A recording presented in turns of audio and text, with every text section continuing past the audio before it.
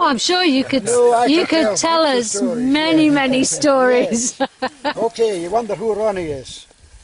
Well, Ronnie's very native to Roy Bridge, and my people lived in the hills for lots of generations. My grandmother was born up in Miananish. That's way up at the top of the Larrick there and over the top. And she eventually came to Inveroy, and they came with a horse and a cart down through that road. And the horse's name was the Mouse. I can always remember that, called the Mouse, the horse, that they immigrated to Inveroy. So then she was in Achantee for a while, and then my mother was born down at Inverlochie, where the BA club is just now. Then she married my dad in Bohanton. So he was a Campbell. You wondered how on earth a Campbell and a MacDonald getting married. That was very unusual, you would think. But it wasn't so unusual in the old days. It was, so my Campbells came from down near Dalmally at one time. So it's been Keppoch country, over at Keppoch. The chief, the piper, died, and he was in a bit of a fix. So there was a very good Campbell piper down near Dalmally, and if you were a piper or a poet, you were accepted. So the piper came to Lochaber here, the Campbell piper, to pipe for the MacDonalds at all kinds of festivals and that. So that is how I am a Campbell in Roybridge. So now I was born on a croft. So a croft, you wonder what a croft is. A croft's a very small piece of land that there was a Highland clearance where a lot of the people were put off the land when sheep came to take their place. They had cattle. This is what you were talking about, is the cattle going to the Falkirk, priced. So when you see big lorries going past on the road nowadays with big decks, that's the way the cattle go now, but they walked to Falkirk and Carlisle in the old days. There was one lady in Bohanton, she was called Little Kate, and her father was a drover, and he bought up all the cattle of the people and he took them to Carlisle to be sold. And while he was at Carlisle he died. But the cattle were sold and the money was in a bank in Carlisle. So all the people needed the money for the cattle. So this little woman walked to Carlisle and collected the money and took it home to Roybridge and gave it to all the people. It was quite a, yes, Little Kate. So that's a true story. So anyway, well, sheep came in a big way, the cattle went off the hills. And Bray Roy, at the very head of the glen, it was crofters had it at one time, and they got on the wrong side. You heard of the Battle of Culloden. This is when Bonnie Prince Charlie lost the battle, and that was the end of the Stuart reign. And after that, the people were dispersed and they were going here, there, and everywhere. So this very rich people bought Bray Roy, and they had sheep. So I got invited to go and work with them. So the young sheep went away down into Murrayshire to get wintered. So they walked from Bray Roy to Newton Moor, and went on a train at Newton Moor.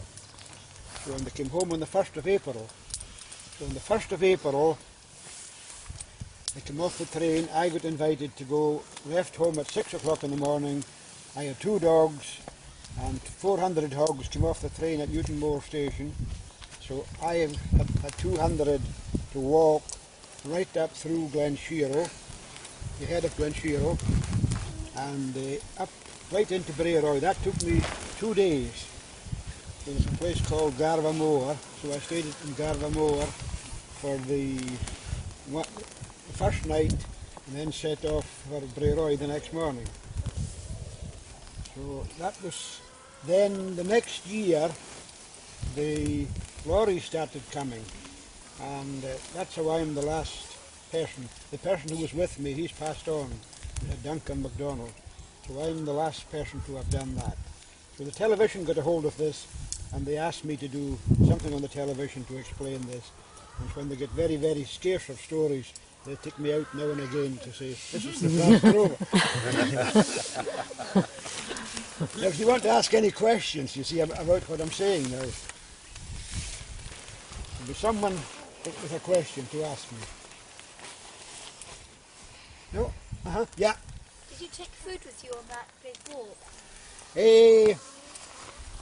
Actually, the drovers, they were well looked after. What happened was, I got my breakfast at home. Wasn't very much. I don't think the car came too quick for me to finish my breakfast.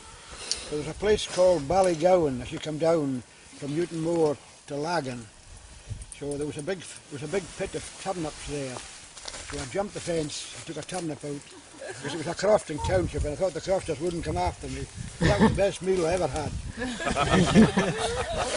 How did you eat it, Ronnie? Did you I had a knife and I took slices off. just ate it raw as you were going along? And then there was a stopping place at Dalhoulie. There's a farm called Dalhoulie near Lagan Bridge. So there's a family Campbell there, so they give us a meal. So then we carried on right up the Spey. So that was but there was food provided, and there was food provided at Garvamoa. So what would your meal have been, Ronnie? What was in your meal that you were given by the family? No, we had soup and meat and potatoes at Dalhoulie. It was a lady called, the shepherd in Dalhoulie at that time was a John Campbell, and his daughter was Betty Campbell, I can remember quite well, and she provided the meal for us. Yeah. And what would you have worn? I suppose a pair of tackety boots and just the sort of normal tweeds. I don't think I had no, we didn't. We didn't have the old type of clothing. We were sort of modern type of clothing. Just So if it poured with rain, you just got wet? Just got wet and kept going, yeah. How long did it take, Ronnie? 2 days. 2 days. 2 days, yeah. And did you stay outside? No, we stayed in Garvamoa. There was a lady called Cameron, and she looked after us in Garvamoa. And she had her roots in Lochaber here. When she heard there were people from Lochaber, we were treated very, very highly. Welcome. I'm sure you would get the same welcome. The same there welcome today. now, yes. Yes. How did you keep the sheep from swinging? Well, it was quite difficult coming up through. The fences were quite bad. There was Clooney Mains. It was quite well fenced. It was really quite funny. I looked in a field at Clooney Mains coming along the road, and there was ram lambs in the field there, and one of them took my fancy.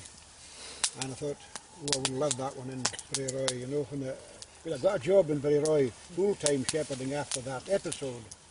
So anyway, this, at the sale at the back end, would be sold in the crofter in Fort William Market. And lo and behold, this lamb that I had seen appeared. So everybody in Badenoch had seen this lamb, and it was everybody was wanting to get this lamb, you see. But he was a yearling then, and he looked really good. So the boss that I had, he was a person from Rhodesia. He had been a tobacco farmer in Rhodesia, or maybe a diamond farmer, I don't know. But he had quite a bit of money, I think. So I implored him to buy this lamb, this top ram. So it cost £38, you know. But they never thought he was going to make all that money in Badenoch, so there was a lot of dismay, and he came to Bray. You got your wish. I got my wish, yes. Do you know anything about the route that was taken from here? The exact route that would have That been was- taken from here across to... Yes, well, there was a ford down in the river, down here. That was Dalna Bay. It's the birch. And the cattle, when they came from Skye even, they crossed the Spey in there, and they went out there. So you heard about Corrahoily, the famous drover. So Corrahoily, I remember some old people, he had so many cattle. I think he had 40,000 cattle. Not in all in the one drove. But when they were crossing when the end of the cattle draw were crossing there, the head of them were going up through the Larrig, where you were today. Yeah. You had that many going to Falkirk. Gosh, yeah. So we went to Falkirk and Carlisle, and there was a few the thrice. I think Creeth is Would the... Would they have always taken the same route to Crete? I think that would be the main route this way, but some went from the Badenoch end. They would went across the Mochter. Yeah, There are various Yeah. routes. But from this area and from the cattle from the west, they came out through the Larrig here. This was a very famous route. The children just now are trying to find a way that they might have gone by looking at the maps and seeing where the valleys are, and they're Yeah. just looking at that in the classroom just now. Yes. But we weren't sure the exact route. I'm not. They might have went that side of the Larrig Burn. And I couldn't Where see. they got when they got to the bothy at the top there. There's two valleys they could have got. Yeah. I think Didn't know. the May went down Loch Traig side and across yeah. and across into Rannoch. No, wait a minute, no, maybe to Blackmount. Some of you had your routes going that way, didn't you? Yeah, Loch Traig? you can tell me. You can tell me now Oh, that would be great. what you found out. Well, I wish we had the maps now. Should have bought them. Can you remember? I- The names and Can any of you remember the names of the places that your route, when were you putting the string on with the blue tack? Where did you go past? Did anybody remember any names? Any towns or? I just followed them. Yeah, we only just followed the road to Crete. Yeah. Followed the road to Crete, well it wouldn't, yes. So the road took shortcuts through the hills. It didn't follow the road where it is at the moment. So they took a more direct route.